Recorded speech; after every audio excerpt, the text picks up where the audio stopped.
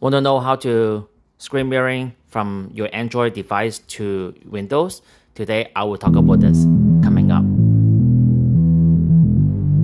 Before I start this video, make sure you subscribe my channel or share this video. I will give you good information about your phone, your Windows, or your MacBook, your smartwatch, anything you need to know. So let's get the video rolling. So I'm going to use my Samsung Galaxy Note 10 Plus for example, okay? So you go to the window, you go to the connect buttons right there, and they will show this screen right here. Now on your Android device, on your scrolling bar, you should go to connect to Windows button.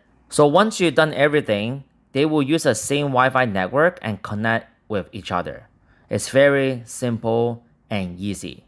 Now you can actually access your pictures, your text message, or even screen mirroring, okay? So you can actually use your mouse and scroll anything you want on the screen, and then your phone screen will act the same way.